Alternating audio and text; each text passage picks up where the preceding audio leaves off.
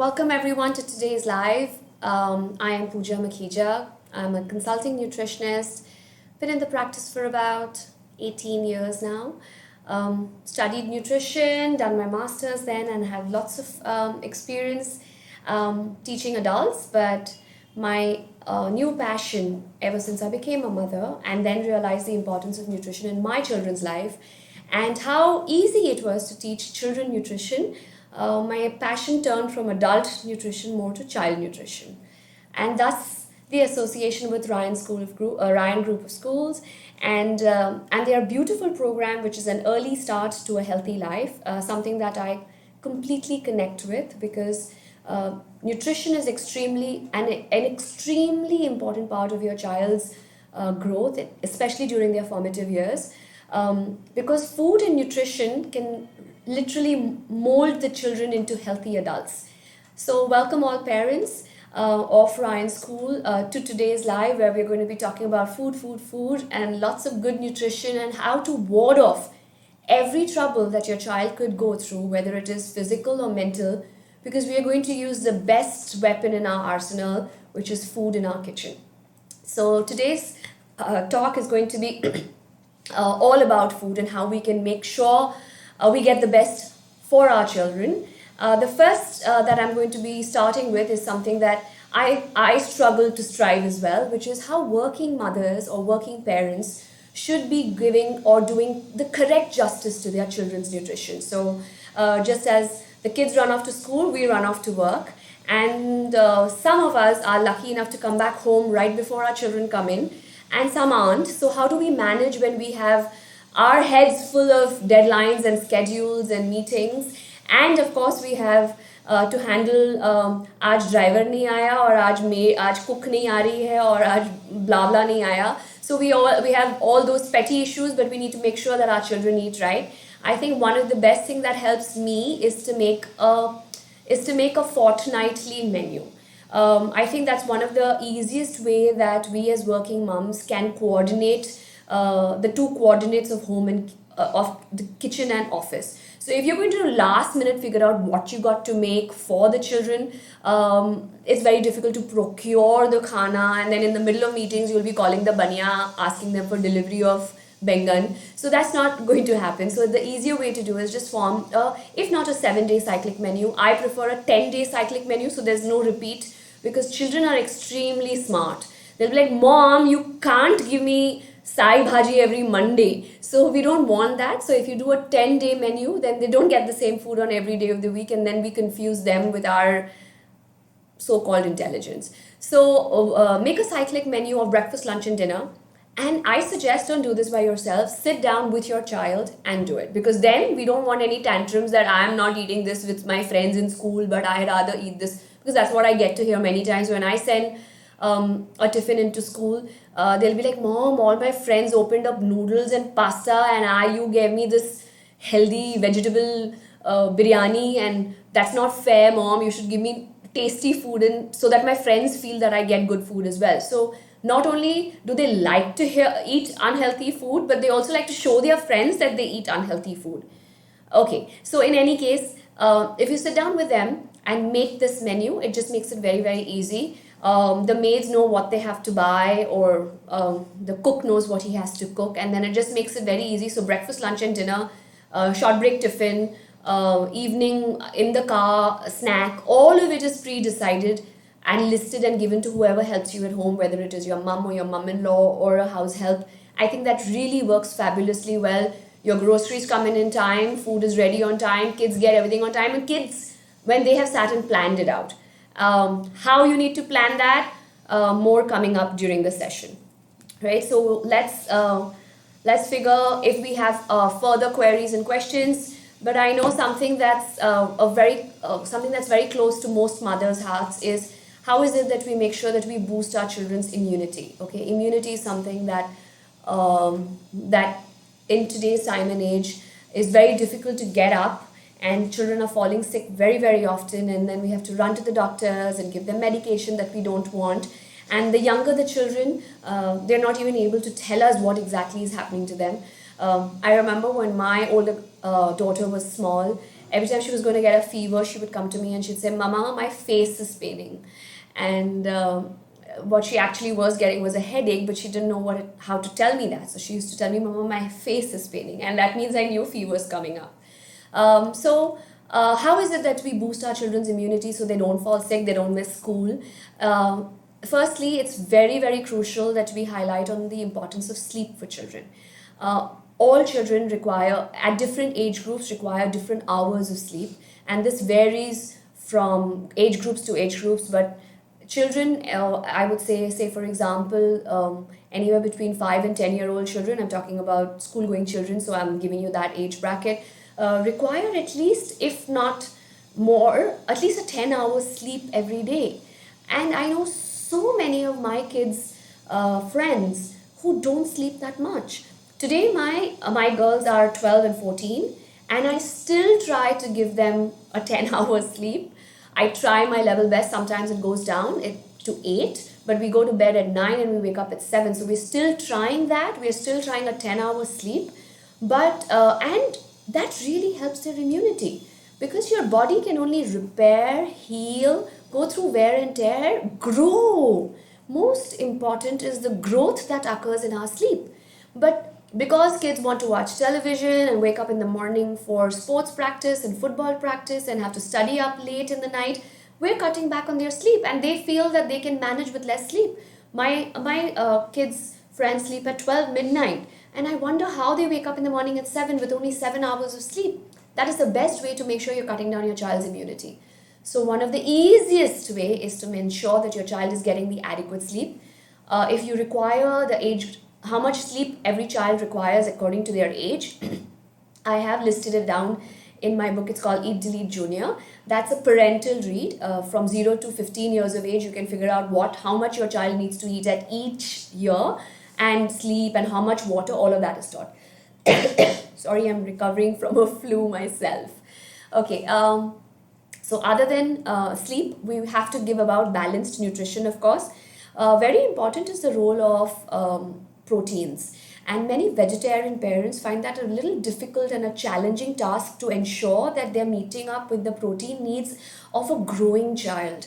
Okay, growth is a manifestation of requires protein for its manifestation. So if you're going to, when your child is growing in height, when your child is growing maturity and mentally as well as physically, he requires the protein. And in a vegetarian diet, other than that 1 cup of dal that they may eat at one meal, they're really not getting much. So we need to make sure that the focus is higher. If you guys do eat non-veg, then egg whites and a little bit of chicken and fish does help in the protein needs. Otherwise, vegetarian moms have to focus on other sources such as soya bean, milk and milk products, so tofu, paneer. They do add on to the protein intake, but we shouldn't be overdoing on the very high fat options like paneer, because again, we're growing children. Adolescent obesity is a topic that, yes, adolescent obesity is something that is taking an extremely high trend in rise in terms of becoming an epidemic in our country, and we don't want, in the name of protein, to be fueling obesity. So we have to be careful about that as well. So protein is very, very crucial. Sleep is extremely crucial, and of course, eating less junk food, which quite clearly is quite a challenge to teach your children, because it is presented to them so beautifully. It's in their face everywhere they go. So it just becomes very difficult for them to say no. Either sometimes it's peer pressure, it is birthday party requests, but they want to have freak shakes and Starbucks milkshakes and McDonald's burgers because that's easy, tasty, accessible in between classes. But the lesser we're going to eat all of these processed foods, the better their immunity is going to be. One of the easiest way that I know to make sure that your child doesn't want to eat all this is to just make sure that you're constantly keeping his tummy full with the right food. So even when my kids are not hungry, I will have quinoa cutlets made and foods that they're tasty, okay? They're tasty. They may be healthy, but you can make every food tasty. So I make quinoa burgers for them and send it to them right after school. So they'll eat a nice quinoa burger, I'm happy, their stomach's happy, and if their friends are eating vada pav right outside school or planning to go get a milkshake, they're like, no dude, I'm full. It's just as simple as that. So if they're hungry, it's very difficult for adults to say no, forget children. Okay, so I have questions coming, and I know I can speak on this topic forever. The mother in the nutritionist or the nutritionist in the mother, I don't know which one's more active, but let's move on to the next question. Just like me, my 6-year-old daughter also has a sweet tooth. I want to know if there are any nutritional benefits. I read somewhere about dark chocolate. Well, darling, I have a sweet tooth. Is a handicap we give ourselves, and I very strongly urge you. Can I also know the names of the people who are asking me the question so I can address it to them? But my love, this is a handicap you give to yourself, saying I have a sweet tooth. You don't have a sweet tooth, sweetheart. It's just that you don't eat enough of the right food, which is why you're eating more of the wrong food. Now, if your stomach's empty and you haven't eaten for 4 hours and 5 hours and your blood sugar levels are all going down, no one's going to crave a kakdi or a tomato. Okay, at that point in time, what we want is a chocolate. Of course, if you're talking about eating some sweet right after your lunch or right after your dinner, this is again a very common trait among vegetarians because you're not getting enough protein. Please remember, protein deficiency is usually manifested in our body as sugar cravings. So when your body is actually asking for more sugar, asking for more protein, you will crave more sugar. I know it's a little bit of a discrepancy that happens between the mind and the brain, but mind and the body, but your body actually needs more protein, but you manifest that as more sugar. So don't let that happen, please. You have a sweet tooth because if you are not, it's not a physiological demand, sweetheart. Yes, take care of your protein, then it's not a physiological demand. If it's psychological, help yourself, and do not ever say that in front of your children that you have a sweet tooth. There's no such thing. And if there is, go to the dentist, get it out. We don't want to have that sweet tooth because we don't want to get those. We're the diabetes capital of the world, guys. We have to wake up. We've suffered. We can't let our future generations suffer because we're going to give them something as simple as an easy excuse saying that I have a sweet tooth. So I hope that you'll watch your protein intake, sweetheart, and make sure your child's tummy and your tummy is full with the right food so you're not going to need the wrong food. Always remember, guys, we eat food because we are humans. Okay, it's not because I am a nutritionist and you're not. We eat food because if we don't eat food, we will die. It's just as simple as that. It is the petrol to our car. The car cannot run without petrol. So you can't say I won't put petrol in my car, but I'll put sweet petrol. It works better. Doesn't it, right? Okay, Anand Agarwal wants to know whether my daughter is 8-year-old and has celiac disease. What type of a lunch and breakfast is good for her? She's also underweight. Okay, so now for the benefit of the others who are listening, celiac disease is a disorder where your body is unable to break down gluten, which is found in wheat, barley, and rye. Okay, so gluten is a protein that is present in these 3 grains and sometimes even in oats, because oats are grown on the same soil with wheat, so there's a little bit of cross-pollination that occurs. So oats, barley, and rye, and a little bit of wheat, oats, unless it says gluten-free. These are the grains that your child or your body cannot digest. This is not the same thing as gluten intolerance. Gluten intolerance is still just an intolerance. Celiac disease is where eating this wheat can be deadly even for your 8-year-old child. So you clearly are aware of the same, I'm sure, Anand. So what are options? I can give her everything that I would give a non-celiac 8-year-old. Just instead of having a wheat roti, I will give her a bajra or a jawari or a ragi roti, just to make it a little softer because she's taking it to school. You don't want it to become too dry.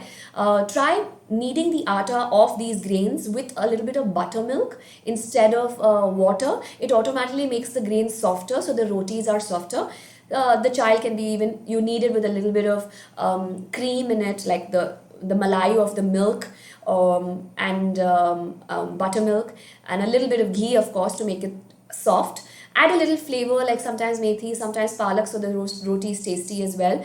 Or just send dal, chawal, and sabzi. that's completely gluten free. Or you do roti sabzi like a wrap or a frankie, but instead of using a maida roti, you just use any other grain. Quinoa rotis come out lovely, soft and fluffy. So try quinoa as a grain. Buckwheat is another option. Amaranth is another option. Brown rice rotis is another option. There are tons. And for us Indians to use bajra, jawari or the millets is extremely easy. So please, there's lots of options for you. I hope your daughter is well aware of what are the other foods that gluten is present in, such as maida, burgers, pizzas, biscuits. There is a long list, and I'm sure she's a very intelligent child and she takes very good care of her food because she has been made aware. So children learn very, very easily. With adults, it's like breaking your head against a wall. With children, they learn. And good luck, Anand, to your daughter. Leandra wants to say, no. Can you please suggest some after school healthy snacks option for my children? Okay, so let me just tell you what all I send. Like I said, I do send a quinoa burger. I send harabara kebabs, sometimes with a bread or sometimes with a roti.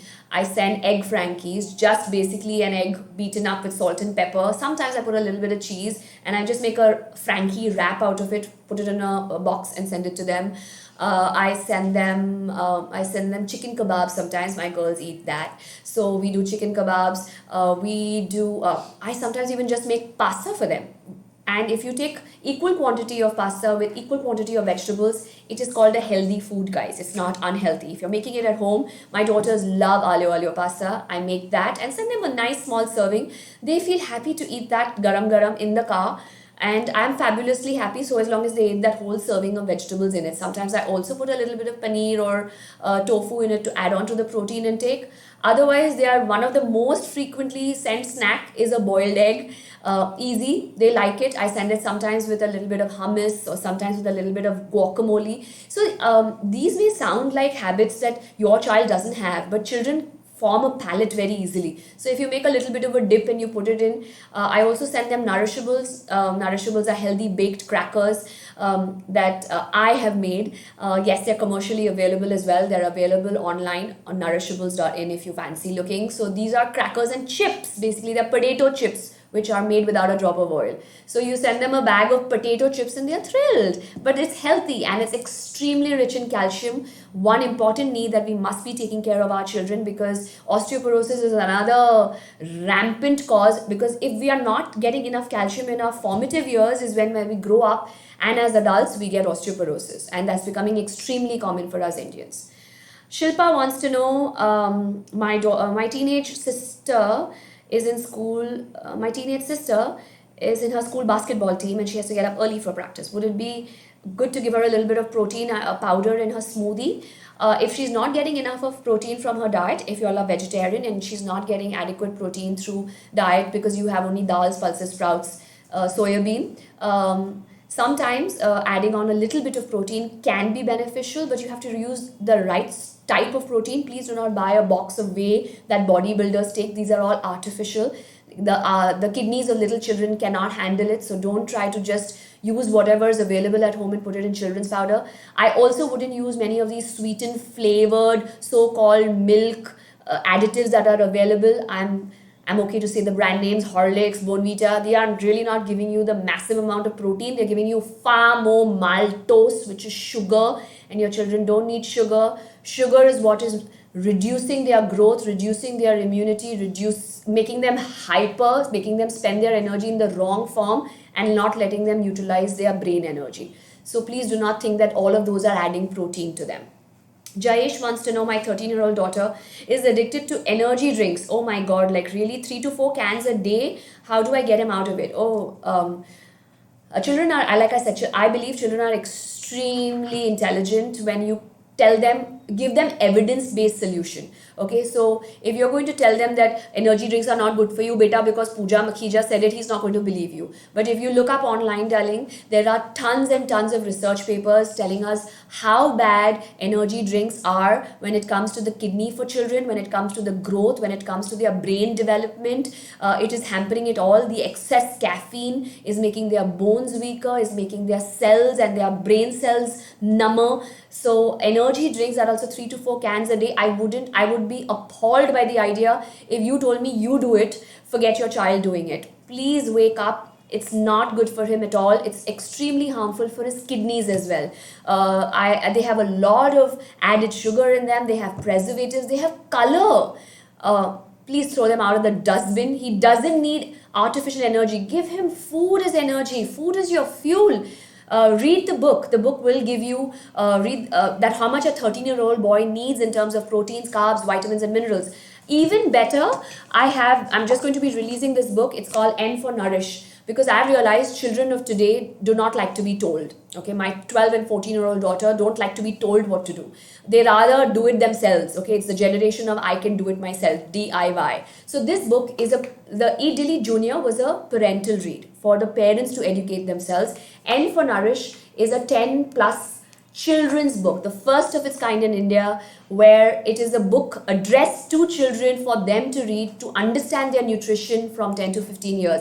I have spoken about energy drinks as well. I have spoken about caffeine, what happens when you drink less water, what happens when you sleep less, how much is the requirement that you should be eating as a 13-year-old growing boy who plays basketball even. Everything is mentioned. I would strongly suggest you order this book for him. It's available on Amazon and Flipkart. And I think reading the book is just going to open his eyes.